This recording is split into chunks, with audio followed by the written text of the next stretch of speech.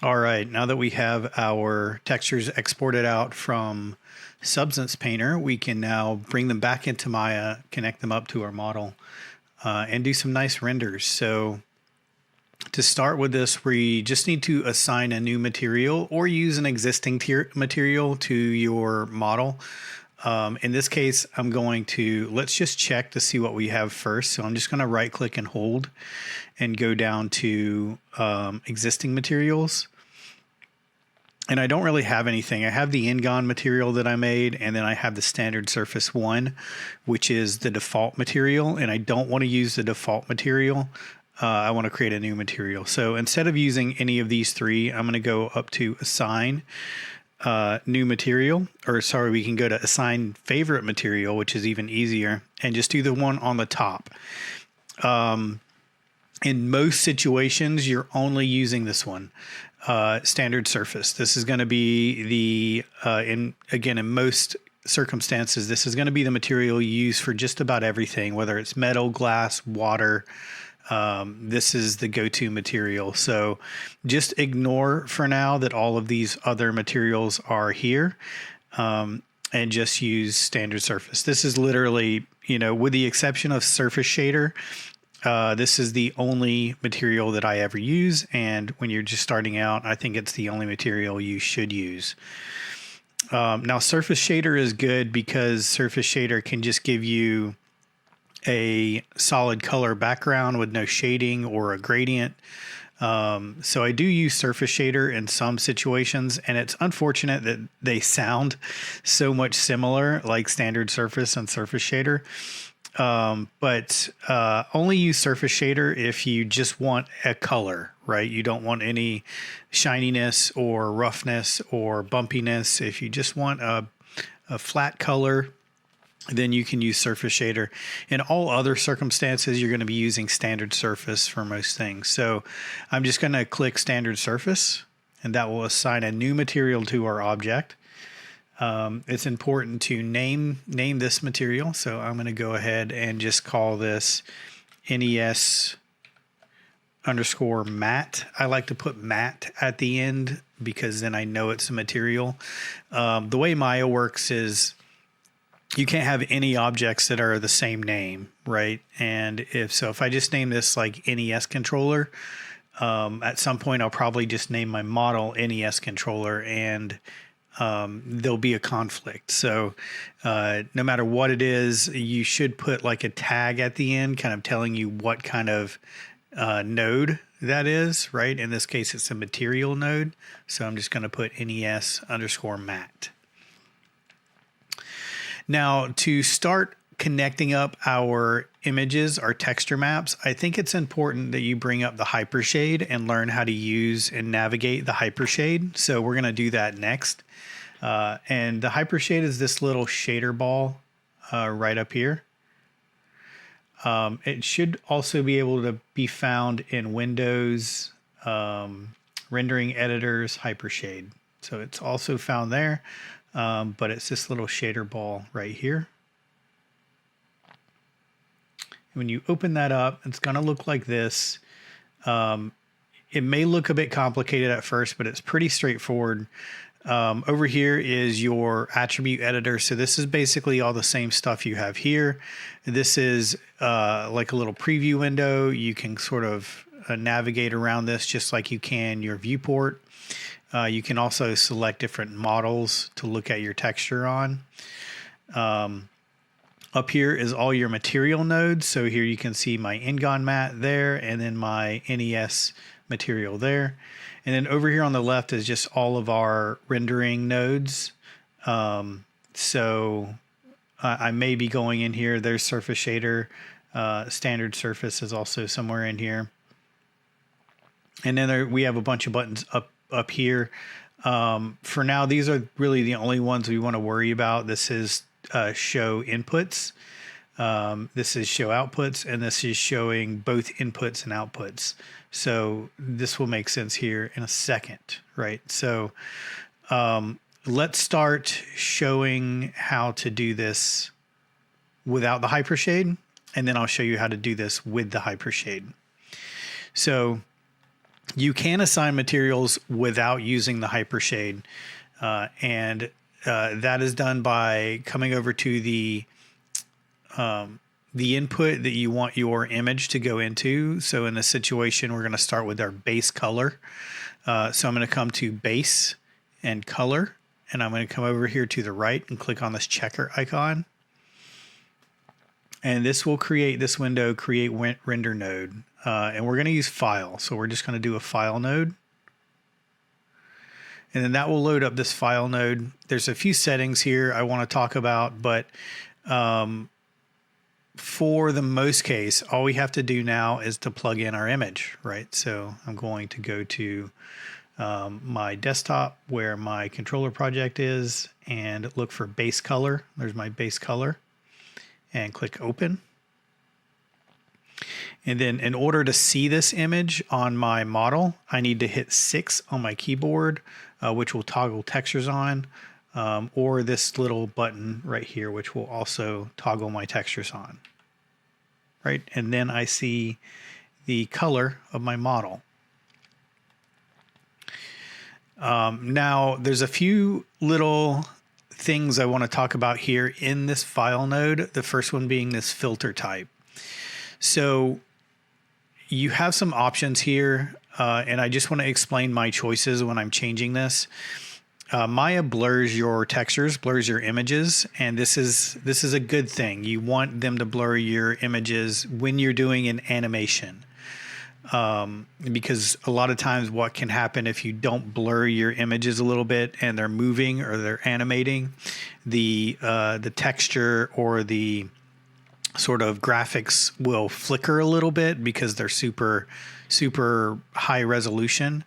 And just blurring them a little bit or adding a filter will sort of alleviate that, right? So in the cases of an animation, I usually don't change this much. I just leave it at quadratic. I may do like pre-filter and tweak this a little bit, just depending on how it looks as I'm rendering it. But if I'm just rendering a still image, I don't want my texture to blur at all. So I'm going to usually just turn this off. Right, if I'm just rendering a still image. This is very dependent on, are you rendering out an animation or are you rendering out a still image? In this case, we're just doing a still image, and I want my textures to look as crisp as possible. So I'm going to turn this filter type off. I can also turn it to box, and you can see a little bit of a difference as we're switching through here. So if I switch this to off, you can see now how the texture gets super pixelated. If I turn it back to quadratic, you can see how blurry it gets. And then if I set it to box, you can see a slight difference, right, between those three. But again, it just depends on how close you're getting to your model. Like if I'm this close to it, I may not want to use just have it turned off. I may want to use a box filter, just so it blurs those edges a tiny bit. In this situation, I think it looks pretty good as box. So I'm going to actually leave it as box for the moment. The other thing that I want to talk about here is color space. This is kind of a complicated subject, so I'm just going to kind of glaze over it. But in most cases, if you're just assigning a JPEG or a PNG to your model, something happens to it called gamma correction. And what gamma correction does is basically changes the color of our image a little bit so our eyes see it correctly. In short, that's what gamma correction does. It's a lot more complicated than that, but that's sort of like a summary. So there's some settings here that we may need to change in some situations. Usually it's either going to be sRGB or utility raw. So those are generally the two settings we're going to switch between. And when you want to switch between them, there's one thing that you need to ask yourself more than anything is, does this image texture contribute to the color? If it does contribute to the color, then you're going to leave it at an sRGB. If it's something that does not contribute to the color, like the roughness map, which only changes how shiny the object is, or the normal map, which only changes the way the light hits it, it doesn't actually affect the color. In those situations, we're going to set this to raw. But if the image we're applying has color in it or affects the color in some way, we're going to set it to sRGB. The one exception for that is if you're using a high dynamic range image, so like an HDRI format. In this case, we're not using that, so I don't want to dive too deeply into that. But in this use case, in this project, just ask yourself, does this image affect the color, or does it affect some sort of other thing like roughness or the way the light hits it? In this case, my image affects the color, so I'm going to leave it at sRGB. Now that's how you hook up an image node without using the Hypershade. Now let's go over how to do it with the Hypershade. So I'm going to back up here. I'm just going to hit Control Z a couple times until we don't have our image applied anymore. I'm going to go all the way back. Okay, so now we're all the way back to where we just have our basic material. And now let's open up our Hypershade. And I'm going to select my object. I could also select my material up here, but let me show you how to select your object. And I'm going to click this button right here, which is to graph input and output connections. Right, so when we do that, it's going to bring up our standard surface shader. Right, so then I'm going to select my standard surface shader and input and output connections, and here is our material. So that's how you get to your material just from selecting your object. You can also just select your material up here and do input, graph your input and output connections. Okay, so then we have our material. So this is basically our material. All of the settings that we have in our Hypershade here are right here in our material. So this is how things get sort of plugged into each other within the Hypershade. And I'm navigating this a very similar way to the way that you navigate your viewport. You just Alt middle mouse drag around and then Alt right click to zoom in and out. Now basically we see our base color here, and I just need to create a file node to connect it to base color. So earlier when we did this through the attribute editor, this is basically doing all the same stuff, but you're sort of looking behind the curtains. You're seeing what's happening behind the scenes whenever you do that stuff. So if I hit tab, you'll get this little search bar, and then I can type in file to get a file node, and I want a file texture node. Right, and I can move those around just by marquee dragging over them and then clicking and moving them around. Right, and we look at this, these are all the settings that we had before. And then to connect this up, I'm going to click on out color and drag that to base color. Right, and now that file texture node is added to our material. Right, so let's plug in our image texture. So again, this is base color, so I'm going to click this and just go to the correct folder here, which is going to be on my desktop, controller project, base color, open. Again, let's turn our filter type to box because we liked that the best, and our color is input, right? So, and we can see our little preview material here. And again, we can switch this around to look at this in different sort of scenarios. There's even one that's just like a cube, I think, or a plane. Plane might be the way to go, or a sphere.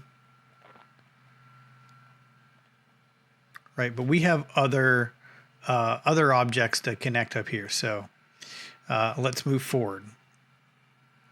Okay, so the next thing we want to look at here is we're going to look at our material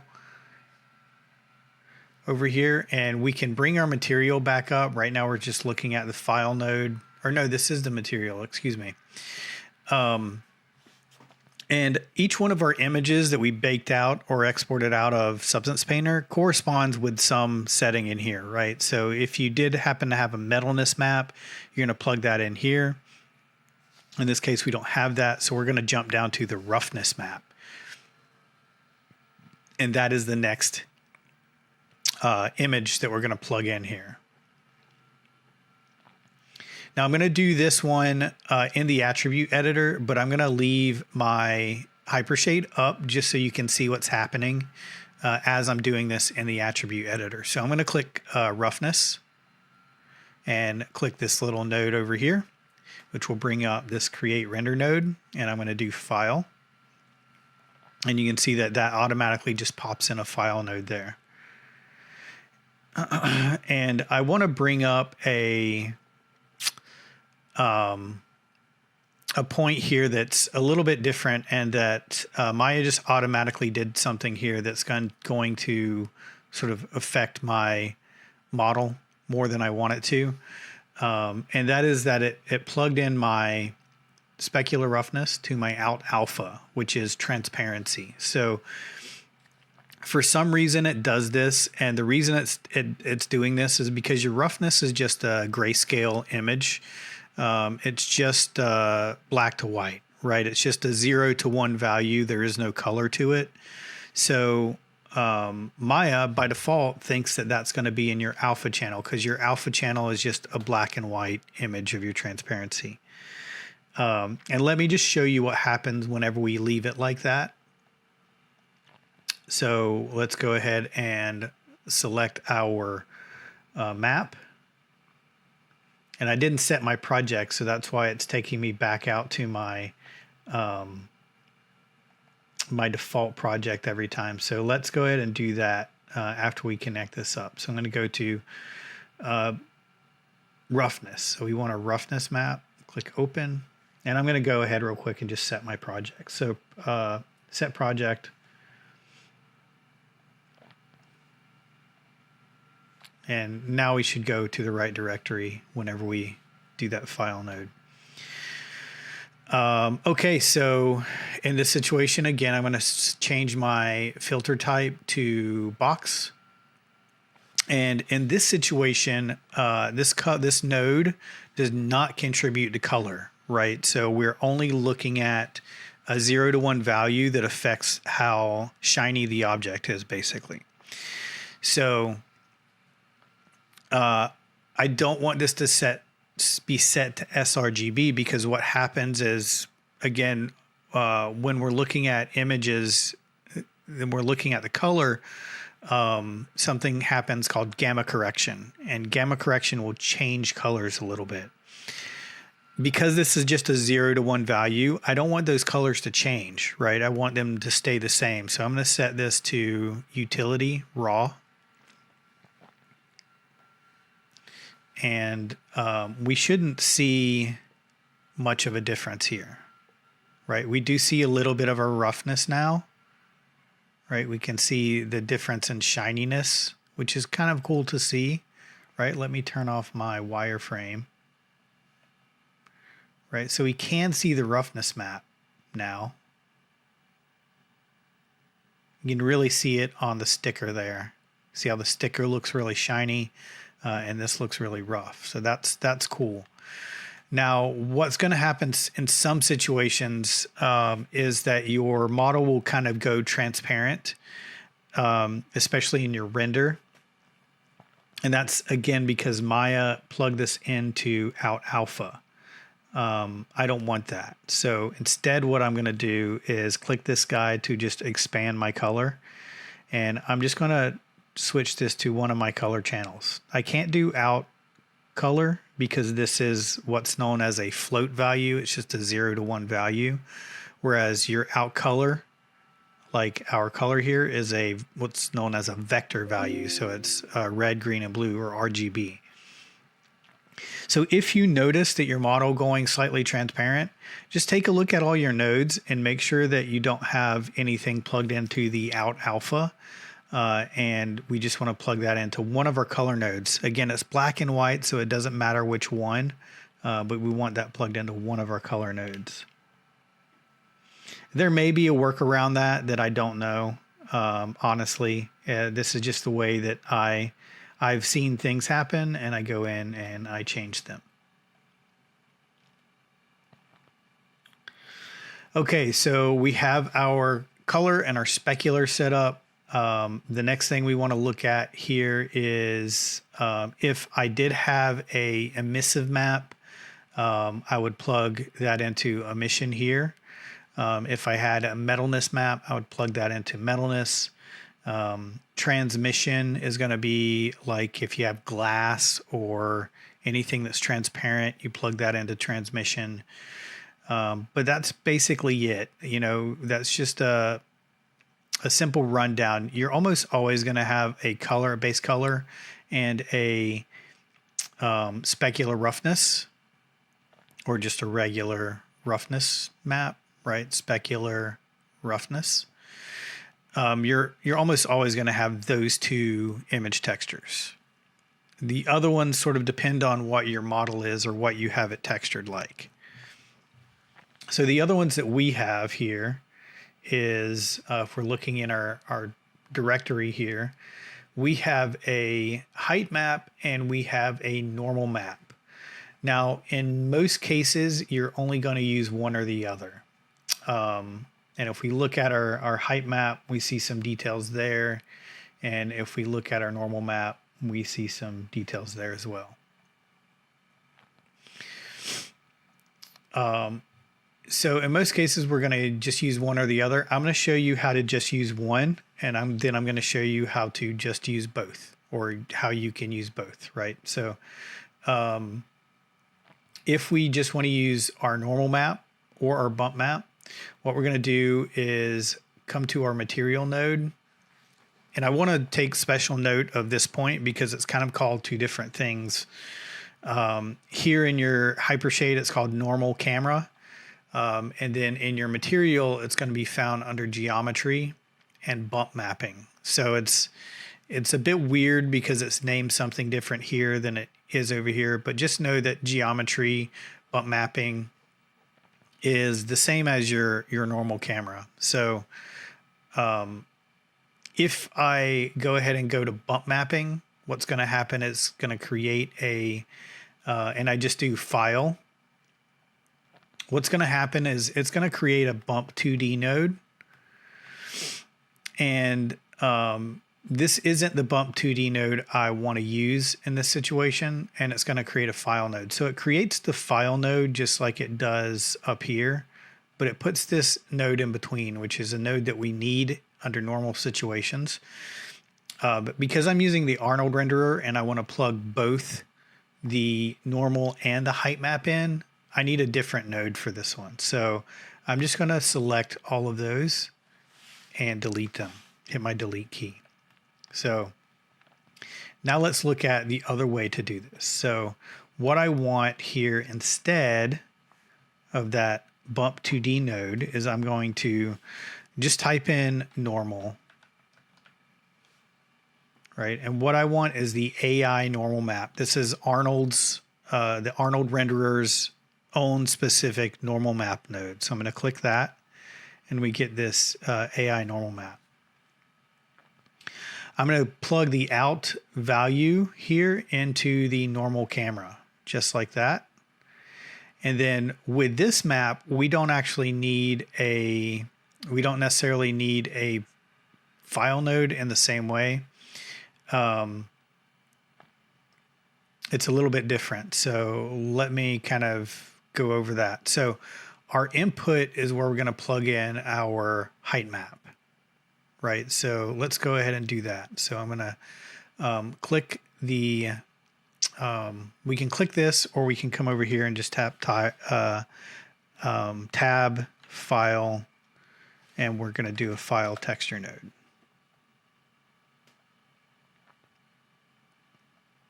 And for this one, I'm just going to select our height map. And I'm going to go from out color into input. And then we can take a look at our model. And we should see a little bit of height value.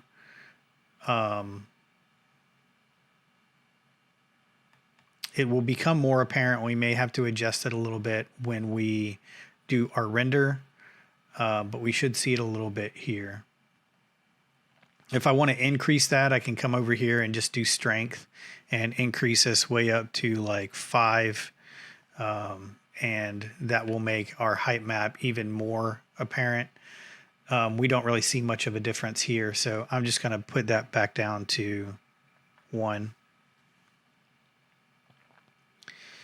And then we actually need another AI normal map node. So I'm going to take another AI normal map. I'm going to right click, type in normal and AI normal map.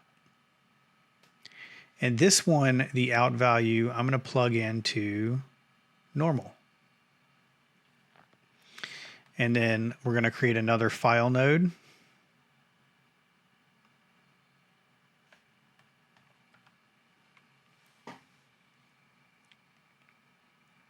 And just do file texture. Kind of move these around a little bit. I also forgot to mention here in this file node, because this doesn't contribute to color, we want to change this again to box and utility raw. And same thing for this one. I'm going to plug in our normal map. And for this one, I'm going to go out color into tangent. Right. And then once again, we're going to change this to box and raw because this does not contribute to color.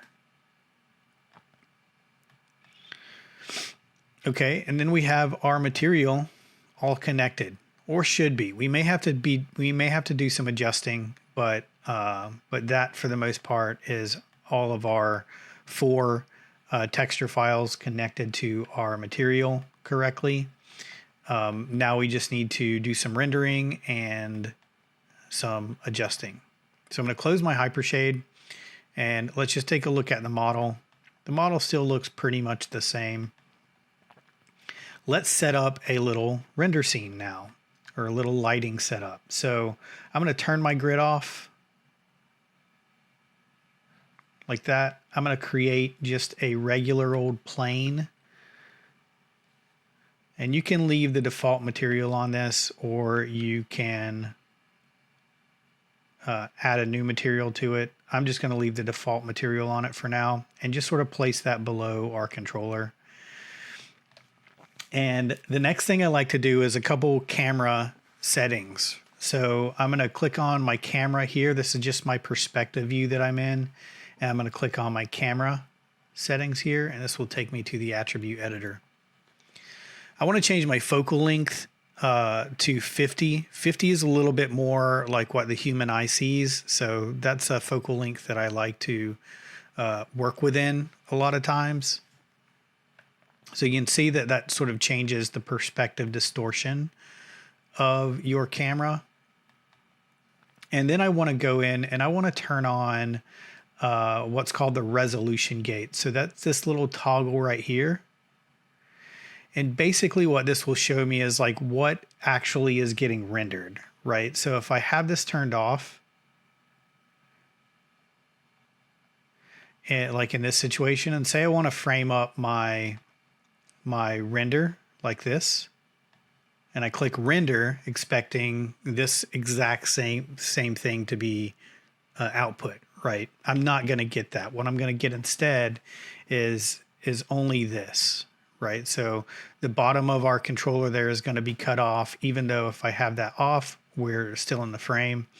So I like to have this resolution gate on because it will show me what's actually getting rendered in my scene. And as a little bonus, I like to come down to display options, and where my gate mask color is, I like to make that a darker color. And then we can edit the mask opacity as well. But this just helps me sort of see what we're actually rendering, okay? And then we need some lights. So I'm gonna do what's called a 3-light setup, or 3-point lighting. And we're gonna do that using Arnold lights only. So if you come over to rendering, you'll see a bunch of lights here. Don't use these. Don't use any of these lights under rendering.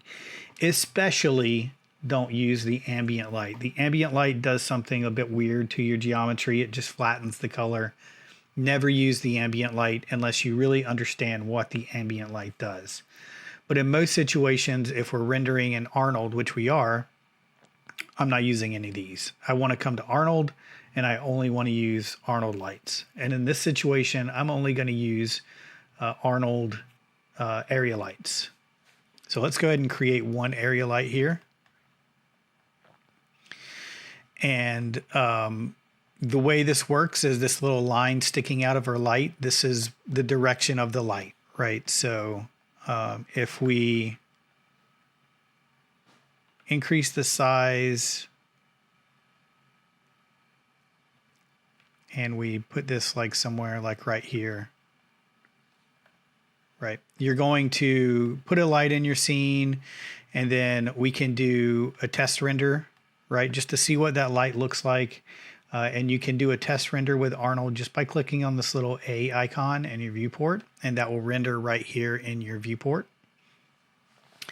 So you're going to do that, and you're going to get black. This is a very common thing that I see a lot with students. They will add lights to their scene, and then they'll do a render, and they'll be like, my lights aren't working, right? Your lights are actually working. You just have a few settings that you need to dial in before you get them to be visible. And we can actually see this in our viewport by hitting, by turning our lights on. So I believe that's 7 or 8 on our keyboard. So yeah, so that's 8 on our keyboard that will toggle our lights on and off. Now the first setting I want to talk about in the light. So let's select our area light, and let's come over here in the attribute editor and look at our settings here. The first setting I want to talk about is all the way down here called normalize. So this is a very important setting when you're editing your light settings. So if I just uncheck normalize, we should automatically see a little bit of light, right? Now what normalize is doing is normalize is saying no matter the size of your light, it's going to emit the same amount of light, right? That's not realistic. Realistically, as a light gets larger, it will, or as a light source gets larger, it will emit more light, right? So we want to turn normalize off. I usually turn normalize off. There's some situations where you may want to keep it on, but I like to turn normalize off. And then you'll notice that if I select my light and I scale it up, it will begin increasing the amount of light that gets distributed or gets sort of shot out of it, right? So normalize is having normalize turned off is a much more realistic sort of lighting scenario. The other thing that we can change here is our intensity. So our intensity by default is a value of 1, and it's very low. So I'm going to just increase our intensity up to something like 5, right? Now if I zoom in here and we do our little test render,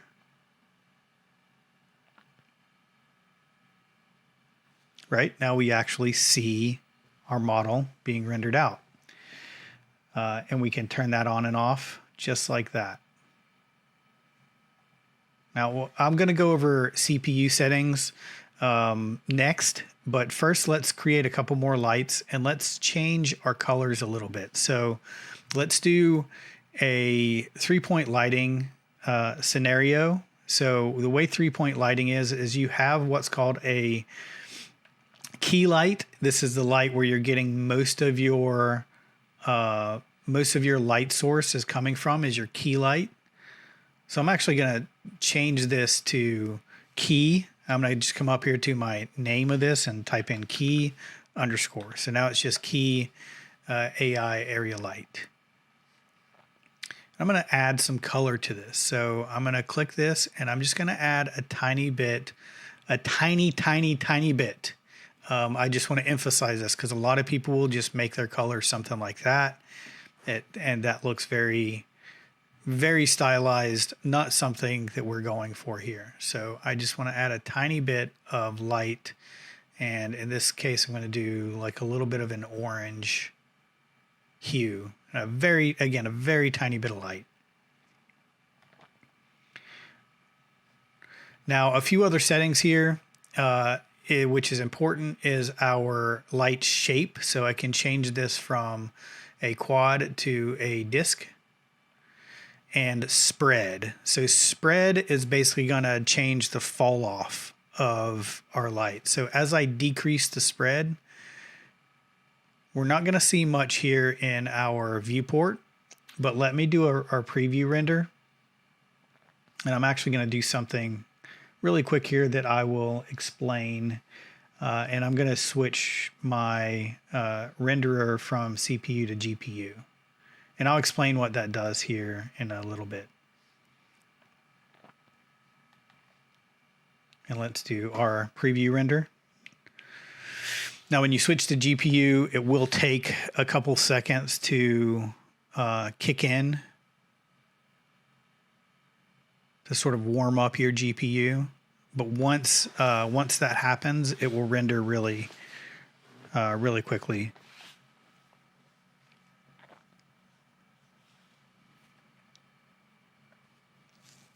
There we go. So our GPU has sort of kicked in.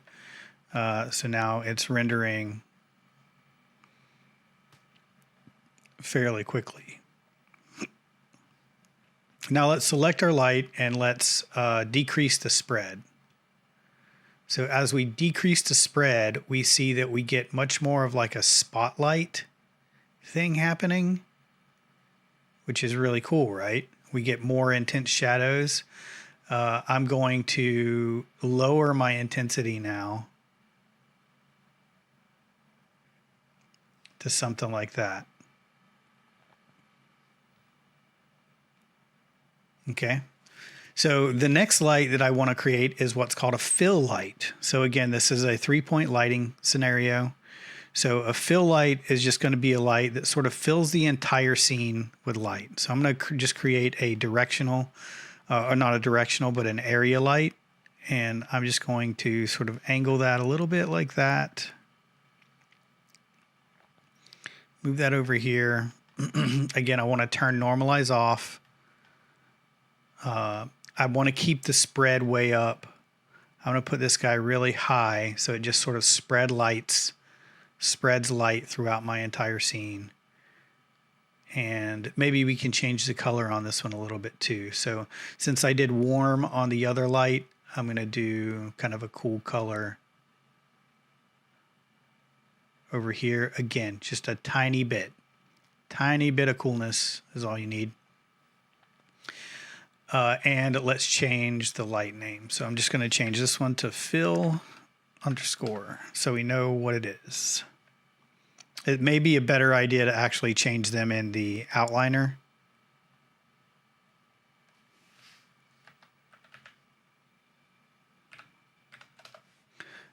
Because there's a couple different nodes that happen up here. So it will be better if you just change them in the outliner, actually. A little bit easier to keep track of that way. Okay, and now let's do a little quick render. Test render, see what that looks like.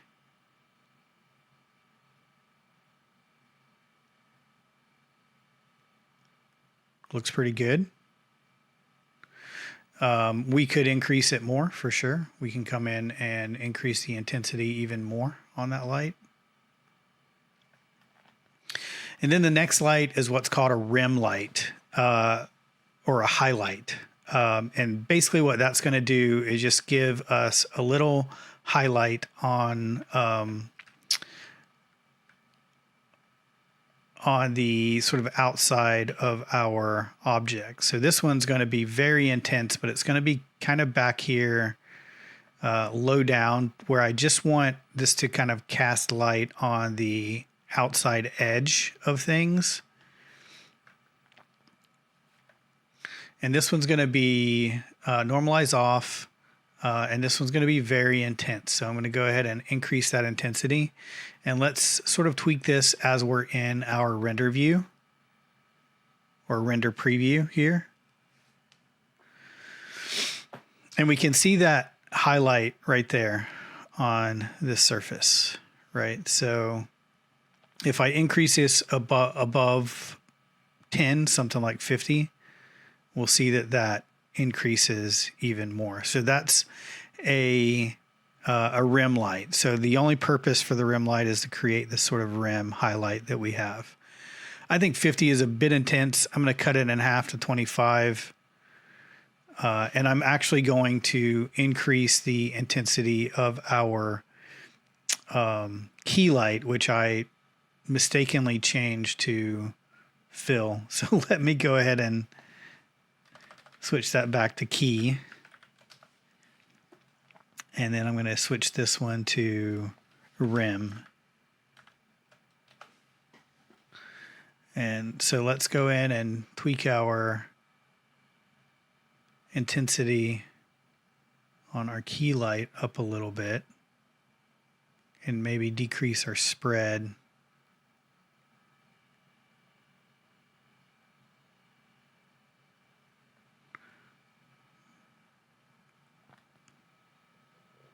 And just try to find an angle that looks good where you can kind of see all of the details.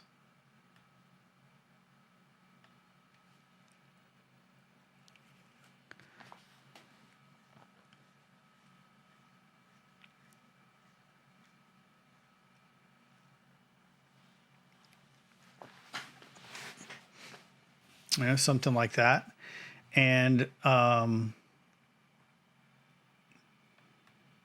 me just get that framed up a little bit better. So something like that. And now we can go back and sort of look at our material and see what we need to tweak in the material. For the most part, everything here looks pretty good. I do see a little bit of weirdness with our normal map happening. So let's go ahead and turn off our preview, and I'm going to go back into my render settings here under system and just switch this back to CPU. CPU will give you a much more accurate rendering, but it uses your computer's CPU, and it does take a lot longer, but it will give you a much more accurate rendering. GPU is a lot faster. It uses your graphics processor, obviously. But it does have some limitations, and sometimes it doesn't show things properly. So I'm gonna leave mine at CPU for now, and let's do another little test render.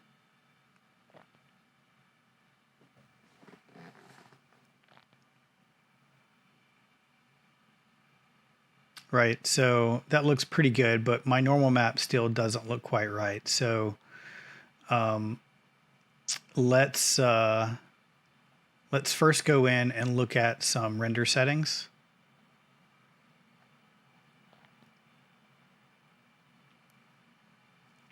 And I just want to make sure that I don't have a denoiser turned on, which I don't think I do by default. It kind of looks like I do. Let me go and look at my render, my Arnold renderer, which is this button right here. Nope, that's not it. It's this guy, the little eyeball there. And I do have a default denoiser turned on, so I'm just going to turn that off just by clicking that little enable button right there. I'm going to leave that turned off.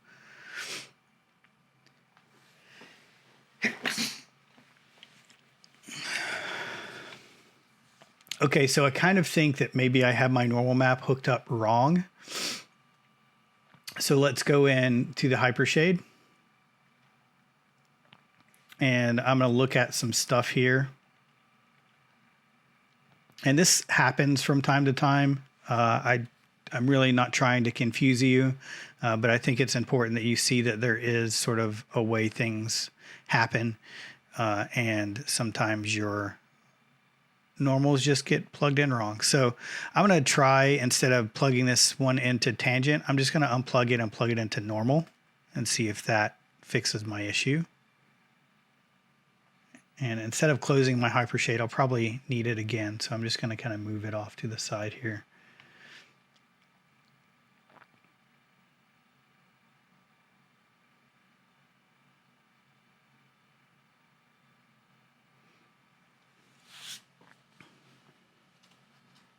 So that doesn't really look that much better. Mainly I'm looking at my arrows here.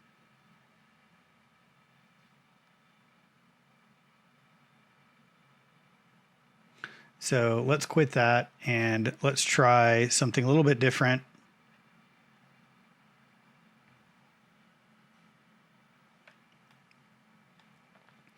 The way that this is set up, I have my height map plugged into my input, and instead I'm going to unplug this. This is my height map. I'm going to keep this up high for height map, and this is my normal map. So instead of, let's kind of reset this a little bit. Let's take our normal out color and just plug that into the input of our, this original height map. Let's just see if that works. That's usually the way that I like to do things. If something's not working, I'll go back and simplify it a little bit and see how it works. I can already tell that that's looking much better. Right, we can see those arrows being displayed a lot nicer. But on the other hand, we're not getting some of that height detail that we wanted.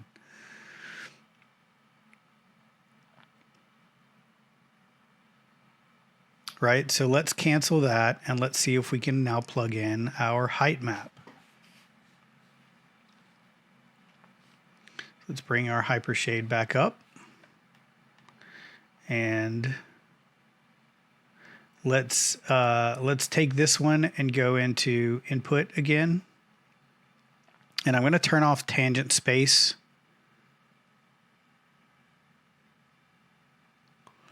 Or let's actually try this. Let's take our height map. Let's delete this AI normal map node, and I'm going to create that original node that got created, which is a bump 2D node. So I'm just going to type in bump 2D. And we're going to use this one for our bump map or our height map. Height maps are often called bump maps as well. So with this one, our bump value is just again, it's a grayscale value. So it's just 0 to 1. So I'm just going to take one of my color channels and plug that into the bump value. And normally this bump depth is way too high, but we're going to leave it at 1 just so you can kind of see what happens there. And I'm going to plug in this out normal into normal of my AI normal map here. So let's see how that works.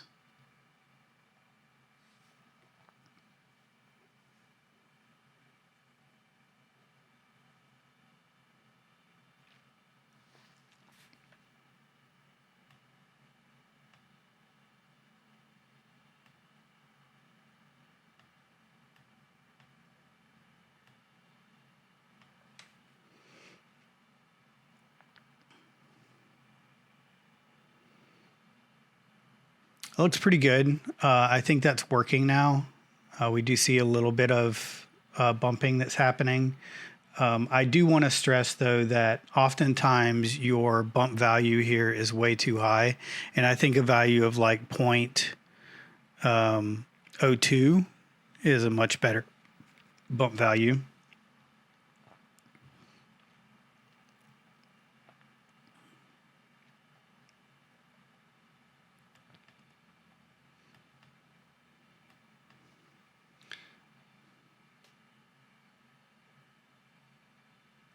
right? We can go on and tweak this much more. We can change the lighting scenarios. Obviously, we can add more stuff, but for the most part, that's how you're going to connect up your images.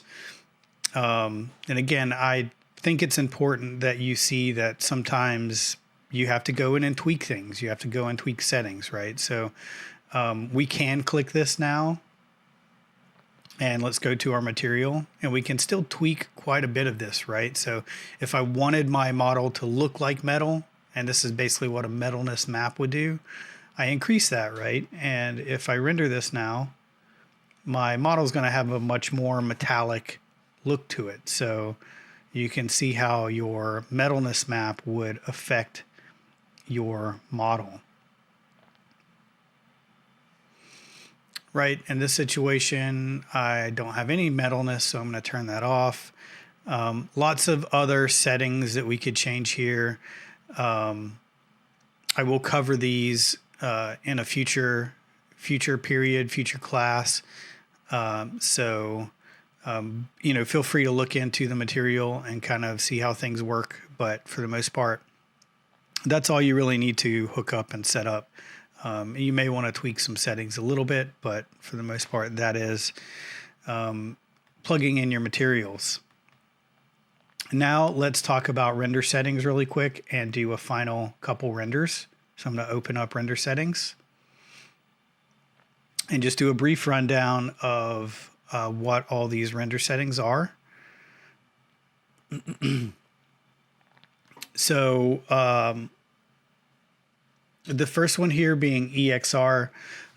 This is what's going to get output. In most situations, you want to leave this at EXR.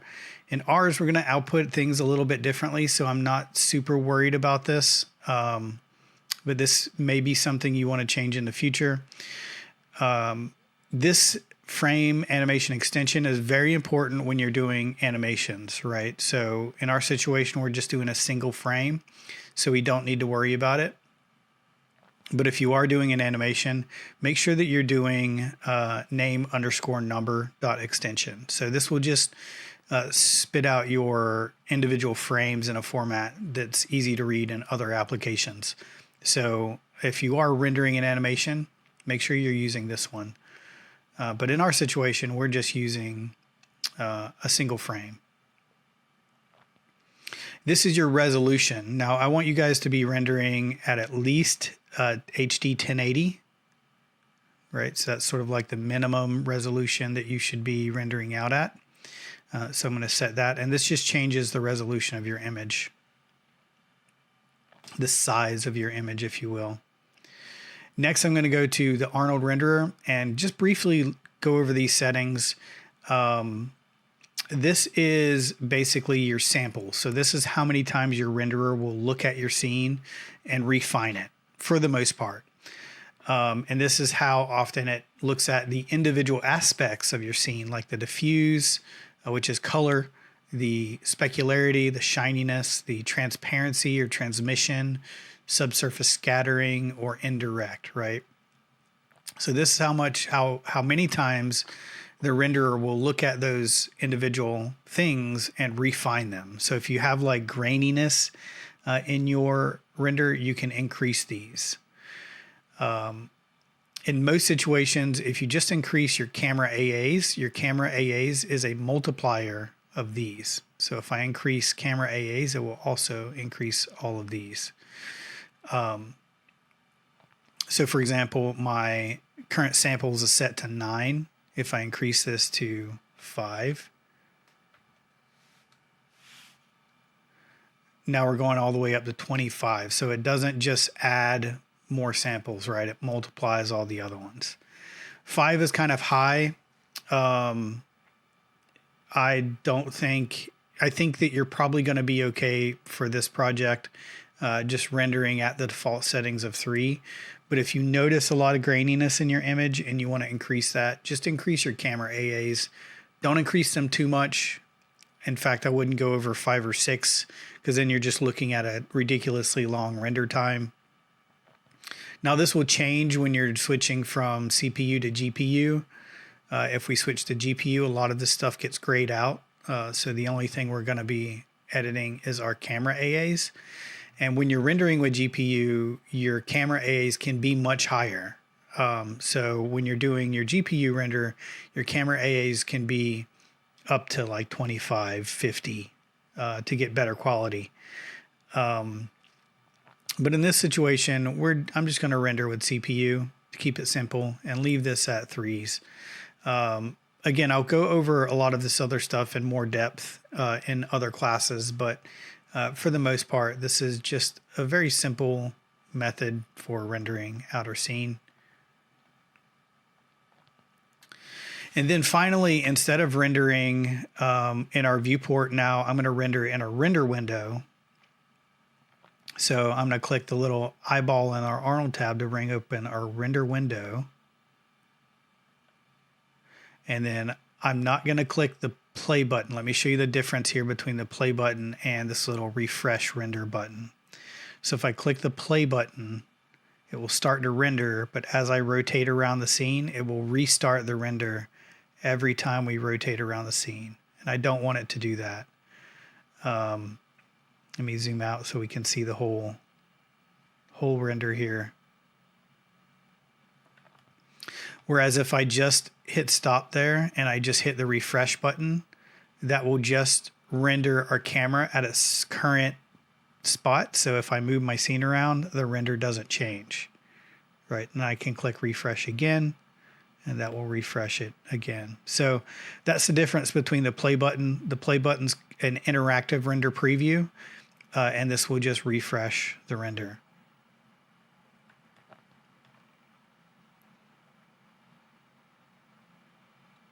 Right, there we go. And then we get this default denoiser.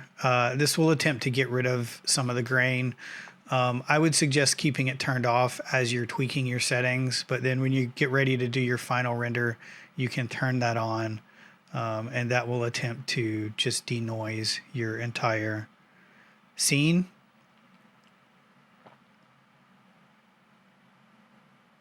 And then we just need to wait until that is done rendering.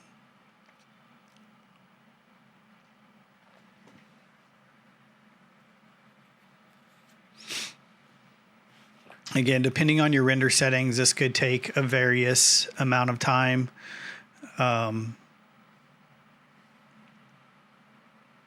Depending on your computer, it depends on a lot of things in terms of how quickly this goes. It depends on your computer, you know, the textures in your scene, the resolution of the textures in your scene, your render settings. So there's a lot that factor into that. Right, and then we have our finished render. In order to save that out, I'm just going to go to File, Save Image. And then I can save this out as a JPEG. So I can just name this NES controller 01.jpg.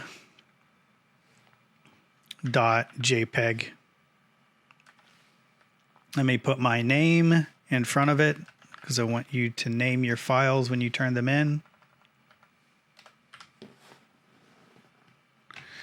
And save. And that will save out your JPEG image to your project directory. So wherever you have your project directory set. So in my case, it's controller project images, and there it is there. So if I go to my directory here, controller project images, here is my exported render.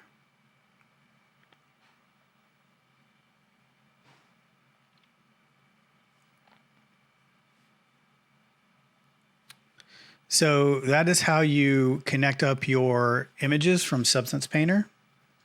That's how you can tweak your settings. A little bit about render settings, not a lot diving into render settings, and how to do render previews and how to sort of just tweak things a little bit and get a fairly nice looking render, and how to export out your render as well.